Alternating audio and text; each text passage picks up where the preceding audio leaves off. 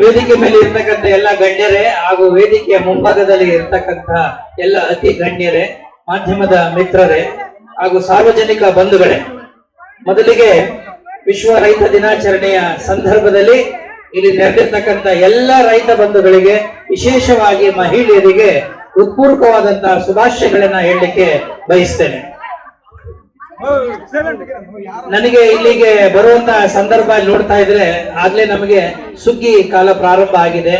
ಸಂಕ್ರಾಂತಿಯನ್ನ ಅತ್ಯಂತ ಹೃದಯ ಸ್ಪರ್ಶಿಯಾಗಿ ಆಹ್ವಾನ ಮಾಡಿಕೊಳ್ಳುವ ಮೂಲಕ ಹೊಸ ವರ್ಷ ನಮ್ಮ ರೈತಾಪಿ ವರ್ಗದ ಅವರ ಜೀವನ ಎಲ್ಲವೂ ಕೂಡ ಸುಮಧುರವಾಗಿರ್ಲಿ ಅಂತಕ್ಕಂಥದ್ದು ಏನು ನಮ್ಮ ರೈತ ಸಂಘದ ಸಂಘಟಕರ ಆಶಯ ಇದೆ, ಆ ಆಶಯ ದೇವರ ಇಚ್ಛೆಯಿಂದ ಎಲ್ಲವೂ ಕೂಡ ನೆರವೇರಲಿ ಅಂತ ಹೇಳ್ತಾ, ಈಗಾಗಲೇ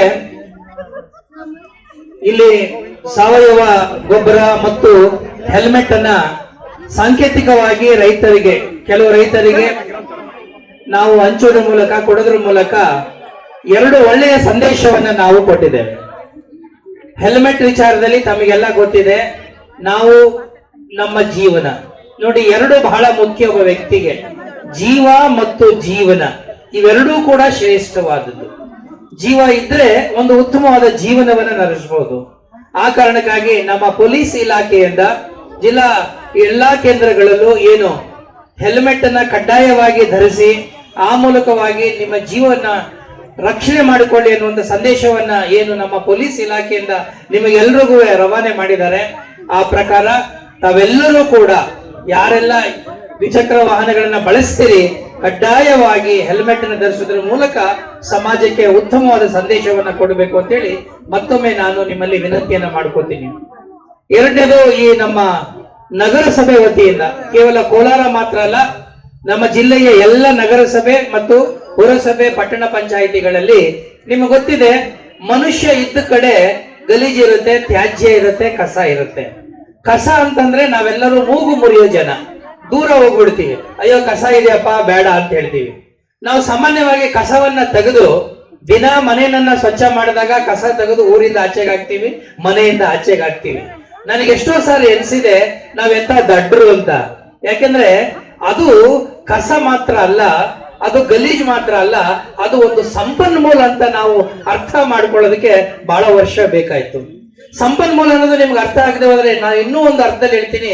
ನಿಮ್ಗೆ ಅಷ್ಟಲಕ್ಷ್ಮಿಯರು ಅಂತ ಗೊತ್ತು ಅಲ್ವಾ? ಹೆಣ್ಮಕ್ಳು ಜಾಸ್ತಿ ಇದ್ದೀರಿ ನೀವು. ಕಸನೂ ಕೂಡ ಒಬ್ಬ ಲಕ್ಷ್ಮಿ ಅನ್ನೋದನ್ನ ನೀವು ಮರಿಬಾರ್ದು.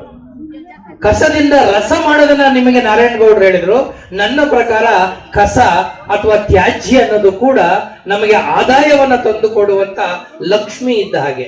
ಆ ಕಾರಣಕ್ಕಾಗಿ ಆ ಲಕ್ಷ್ಮಿಯನ್ನ ನಾವು ಗೌರವದಿಂದ ನೋಡಿಕೊಂಡಾಗ ಮಾತ್ರ ಅದು ಪುನರ್ಬಳಕೆಯ ರೂಪದಲ್ಲಿ ನಮ್ಮ ಮನೆಯ ಬಾಗಿಲಿಗೆ ಒಂದು ಸಾವಯವ ಗೊಬ್ಬರವಾಗಿ ಬಂದಾಗ ಮತ್ತೊಮ್ಮೆ ನಮ್ಮ ರೈತರ ಬದುಕಿನಲ್ಲಿ ಒಂದಷ್ಟು ಹಸನ್ಮುಖವನ್ನ, ಒಂದಷ್ಟು ನಗುವನ್ನ ಕಾಣಲಿಕ್ಕೆ ಸಾಧ್ಯವಾಗ್ತದೆ. ನಮ್ಮ ನಗರಸಭೆ ವತಿಯಿಂದ ನಿಮಗೆ ಗೊತ್ತಿದೆ, ಇಡೀ ನಗರದಲ್ಲಿ ಉತ್ಪತ್ತಿ ಆಗ್ತಕ್ಕಂಥ ತ್ಯಾಜ್ಯ, ಎಲ್ಲಾ ತರದ ತ್ಯಾಜ್ಯವನ್ನ ಉತ್ಪತ್ತಿ ಮಾಡುತ್ತೆ ಒಂದು ನಗರ.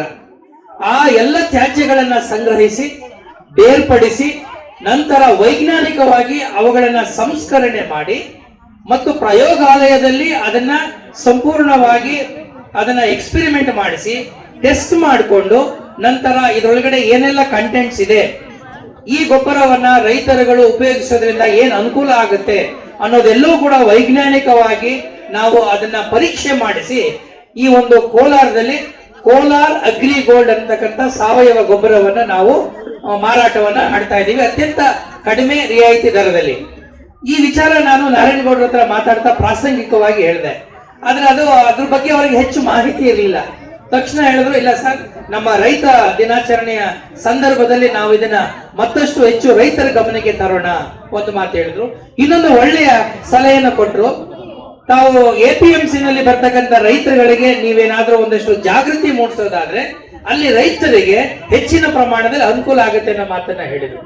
ಅವರ ಒಂದು ಸಲಹೆಯ ಮೇರೆಗೆ ನಾನು ನಮ್ಮ ಕಮಿಷನರ್ಗೆ ನಿರ್ದೇಶನವನ್ನು ಕೊಟ್ಟು ಸದ್ಯದಲ್ಲೇ ನಾವು ಆ ಇಡೀ APMC ನಮ್ಮ ಜಿಲ್ಲೆಯ ಎಲ್ಲಾ APMCಗಳಲ್ಲೂ ಕೂಡ ಈ ರೀತಿ ಒಂದು ಔಟ್ಲೆಟ್, ಅಂದ್ರೆ ಈ ಗೊಬ್ಬರವನ್ನ ಮಾರತಕ್ಕಂತ ಒಂದು ಅಂಗಡಿ ಮಳಿಗೆಯನ್ನ ನಾವೆಲ್ಲ APMC ಮಾರುಕಟ್ಟೆಗಳಿಗೆ ತೆಗೆಯುವ ಕೆಲಸವನ್ನ ನಾವು ಮಾಡ್ತಾ ಇದ್ದೇವೆ. ನೋಡಿ, ಕೋಲಾರದಲ್ಲಿ ಅಗ್ರಿ ಗೋಲ್ಡ್ ಅಂತ ನಾವು ಮಾಡಿದ್ದೇವೆ. ನಮ್ಮ ಮುಳಬಾಗನಲ್ಲಿ ಸೂರ್ಯ ಗೋಲ್ಡ್ ಅಂತ ಮಾಡಿದ್ದಾರೆ. ಅದೇ ರೀತಿ ನಮ್ಮ ಬಂಗಾರಪೇಟೆನಲ್ಲಿ ಜೀವಧಾರೆ ಅಂತ ಮಾಡಿದ್ದಾರೆ. ಕೆಜಿಎಫ್ ನಲ್ಲಿ ಕೆಜಿಎಫ್ ಗೋಲ್ಡ್ ಅಂತ ಮಾಡಿದ್ದಾರೆ. ಅಂದ್ರೆ ನಮ್ಮ ನಗರದ ಸ್ಥಳೀಯ ಸಂಸ್ಥೆಗಳು ಅವರೇನು ಉತ್ಪತ್ತಿ ಮಾಡ್ತಾ ಇಲ್ಲ, ಸಾರ್ವಜನಿಕರು ನಗರಗಳಲ್ಲಿ ಉತ್ಪತ್ತಿ ಮಾಡಿದ ತ್ಯಾಜ್ಯವನ್ನ ಬಳಸಿಕೊಂಡು ಆ ಮೂಲಕ ನಗರಸಭೆಗೂ ಆದಾಯ ಬರ್ತಾ ಇದೆ.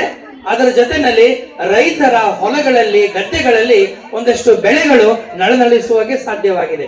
ವಿಶೇಷವಾಗಿ ನಮ್ಮ ರೈತರು ನೋಡಿ, ಇಲ್ಲಿ ಇಷ್ಟೊಂದು ತರಕಾರಿಗಳು, ಹಣ್ಣುಗಳು ಬೆಳೀತಾ ಇದೆ. ಆ ಹಣ್ಣು ತರಕಾರಿಗೆ ಬೆಳೀಲಿಕ್ಕೆ ಈ ಒಂದು ಗೊಬ್ಬರ ಅತ್ಯಂತ ಉತ್ತಮವಾದಂತಹ ಗೊಬ್ಬರವಾಗಿದೆ. ಅದನ್ನ ಬಳಸಬೇಕು ಅಂತ ಹೇಳಿ ಈ ಸಂದರ್ಭದಲ್ಲಿ ನಾನು ಹೇಳಲಿಕ್ಕೆ ಬಯಸ್ತೇನೆ. ಮತ್ತೆ ಇನ್ನೊಂದು, ನಮ್ಮ ಈ ಏನು SWM ಸೈಟ್ ಇದೆ, ನಮ್ಮ ಕೋಲಾರಕ್ಕೆ ನಗರಸಭೆಗೆ ಸಂಬಂಧಪಟ್ಟ ಹಾಗೆ ಕೆಂದಟ್ಟಿ ಹತ್ರ ನಮ್ದು ಸೈಟ್ ಇದೆ. ಅಲ್ಲಿ ನಾವು ಸಂಸ್ಕರಣೆ ಮಾಡ್ತಾ ಇದೀವಿ. ಅಲ್ಲಿ ಈಗಾಗಲೇ ಸರ್ಕಾರ ಅಲ್ಲಿ ಒಂದು CNG ಗ್ಯಾಸ್ ಪ್ರೊಡ್ಯೂಸ್ ಮಾಡತಕ್ಕಂತ ಒಂದು ಪ್ಲಾಂಟ್ ಅನ್ನ ಕೂಡ ಅಪ್ರೂವ್ ಮಾಡಿದೆ. ಈ CNG ಗ್ಯಾಸ್ ಅನ್ನ ಹೇಗೆ ಉತ್ಪತ್ತಿ ಮಾಡ್ತೀವಿ ಅಂತಂದ್ರೆ, ಮತ್ತೆ ಈ ನಗರಗಳಲ್ಲಿ ಉತ್ಪತ್ತಿ ಆಗುವಂತ ತ್ಯಾಜ್ಯವನ್ನ ಬಳಸಿಕೊಂಡು ನಾವು ಅದನ್ನ ಮಾಡ್ತಾ ಇದ್ದೇವೆ. ತ್ಯಾಜ್ಯ ಉತ್ಪತ್ತಿ ಆಗೋದ್ರಿಂದ ಇದುವರೆಗೂ ಆ ತ್ಯಾಜ್ಯ ಅದು ಸಂಪರ್ಕಕ್ಕೆ ಬರ್ತಾ ಇರಲಿಲ್ಲ ಅಥವಾ ಮರು ಸಂಸ್ಕರಣೆ ಆಗ್ತಾ ಇರಲಿಲ್ಲ. ಈಗ ಅದನ್ನ ಬಳಸಿಕೊಂಡು ನಾವು CNG ಗ್ಯಾಸ್ ಅನ್ನ ಉತ್ಪತ್ತಿ ಮಾಡ್ತಕ್ಕಂತ ಒಂದು ವೈಜ್ಞಾನಿಕವಾದ ರೀತಿಯಲ್ಲಿ ಅದನ್ನ ಕೆಲಸವನ್ನ ನಮ್ಮ ಸರ್ಕಾರ ಮಾಡ್ತಾ ಇದೆ. ಅದರಿಂದ ಮುಂದಿನ ದಿನಗಳಲ್ಲಿ ನಮ್ಮ ರೈತರಿಗೂ ಕೂಡ ವಿಶೇಷವಾದ ಅನುಕೂಲ ಆಗುತ್ತೆ ಅನ್ನೋ ಮಾತನ್ನ ನಾನು ಹೇಳಲಿಕ್ಕೆ ಬಯಸ್ತೇನೆ. ಮತ್ತು ರೈತರ ಬಗ್ಗೆ ನಾನೇನು ವಿಶೇಷವಾಗಿ ಹೇಳಬೇಕಾಗಿಲ್ಲ. ರೈತರು ಇದ್ದ ಕಡೆ ಸಾಮಾನ್ಯವಾಗಿ ನಾವು ಯಾವಾಗ್ಲೂ ಏನಂತೀವಿ ಅಂದ್ರೆ, ರೈತ ಅನ್ನೋರು ಇದ್ರೆ ಅಲ್ಲಿ ಒಂದು ರೀತಿಯಾದಂತ ಸಂಭ್ರಮ ಇರಬೇಕು. ಇವತ್ತು ನಾನು ನಮ್ಮ ನಾರಾಯಣಗೌಡರಿಗೆ ನಿಮ್ಮೆಲ್ಲರ ಪರವಾಗಿ ಅಭಿನಂದಿಸಲಿಕ್ಕೆ ಇಷ್ಟಪಡ್ತೀನಿ. ಯಾಕೆ ಅಂದ್ರೆ ಈ ಕಾರ್ಯಕ್ರಮನ ಅವರು ಈ ನಮ್ಮ ರಂಗಮಂದಿರದಲ್ಲಿ ಮಾಡಿದಿದ್ರೆ ಅದಕ್ಕೆ ಅರ್ಥವಿರ್ತಿರ್ಲಿಲ್ಲ. ಇನ್ನೆಲ್ಲೋ ಒಂದು ಕಾರ್ಯಕ್ರಮ ಮಾಡಿದ ಅರ್ಥ ಇರ್ತಾ ಇರಲಿಲ್ಲ. ರೈತರ ನಡುವೆ ಅವರ ಮಾರುಕಟ್ಟೆನಲ್ಲಿ ಅವರ ಜೊತೆ ಕೂತು ಅವರ ಸಮಸ್ಯೆಗಳ ಬಗ್ಗೆ ಮಾತಾಡೋದು, ಅವರ ಕಷ್ಟ ಸುಖಗಳ ಬಗ್ಗೆ ಚರ್ಚೆ ಮಾಡೋದಿದೆಯಲ್ಲ, ಇದು ನನ್ನ ಪ್ರಕಾರ ನಿಜವಾಗ್ಲೂ ನಾವು ಮಾಡ್ತಕ್ಕಂಥ ಕೆಲಸ. ನೀವು ಮಾಡಿದ್ದೀರಿ. ಅದಕ್ಕೆ ರೈತ ಸಂಘದ ಎಲ್ಲರನ್ನು ಕೂಡ ಈ ಸಂದರ್ಭದಲ್ಲಿ ನಾನು ಅಭಿನಂದಿಸಲಿಕ್ಕೆ ನಾನು ಇಷ್ಟಪಡ್ತೇನೆ.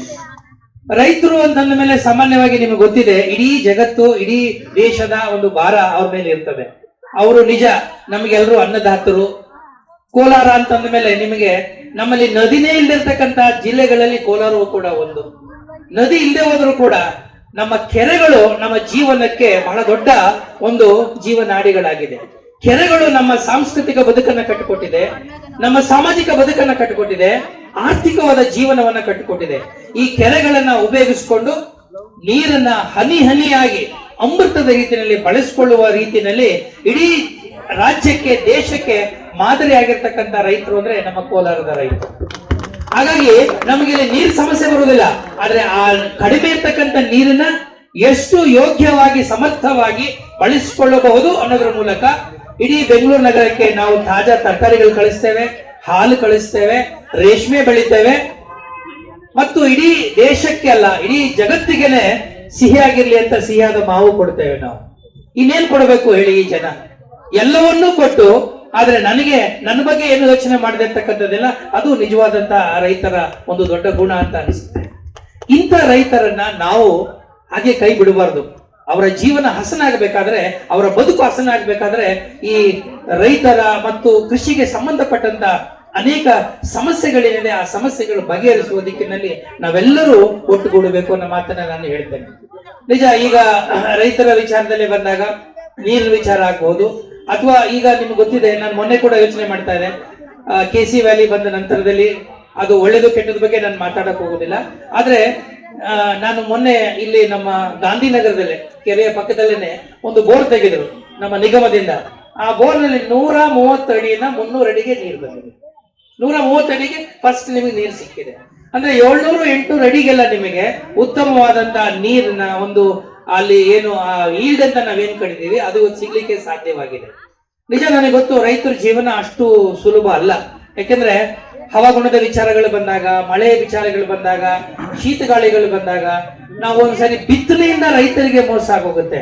ಬಿತ್ತನೆಯ ಬೀಜ, ಒಳ್ಳೆಯ ಬೀಜ ಸಿಕ್ಕದೆ ಹೋದ್ರೆ, ಗೊಬ್ಬರಗಳು ಸರಿಯಾಗಿ ಹಾಕದೆ ಹೋದ್ರೆ, ನೀರು ಸರಿಯಾಗಿ ನಾವು ಆರೈಕೆ ಮಾಡದೆ ಹೋದ್ರೆ, ಇಷ್ಟೆಲ್ಲ ಮಾಡ್ಕೊಂಡು ಒಳ್ಳೆ ಬೆಳೆ ಬಂದಿದೆ ಎನ್ನುವಾಗ ಕೆಲವು ಕೀಟಗಳು, ರೋಗಗಳು ಕಾಡುತ್ತವೆ. ಇದನ್ನು ತಪ್ಪಿಸ್ಕೊಂಡು ಮುಂದೆ ಹೋಗಿ ಒಳ್ಳೆ ಬೆಳೆ ಬಂದಿದೆ ಅಂತಂದಾಗ ಮಧ್ಯವರ್ತಿಗಳು, ಮಾರುಕಟ್ಟೆ ಸಮಸ್ಯೆಗಳು ಬರುತ್ತೆ. ಸೊ ಹೆಜ್ಜೆಗೂ ಸವಾಲುಗಳನ್ನ ಎದುರಿಸಬೇಕಾದಂತ ಅನಿವಾರ್ಯ ಸ್ಥಿತಿನಲ್ಲಿ ಇವತ್ತು ನಮ್ಮ ರೈತರು ಇದ್ದಾರೆ ಅನ್ನೋದು ಅತ್ಯಂತ ನಮಗೆಲ್ಲರೂ ಕೂಡ ಬೇಸರದ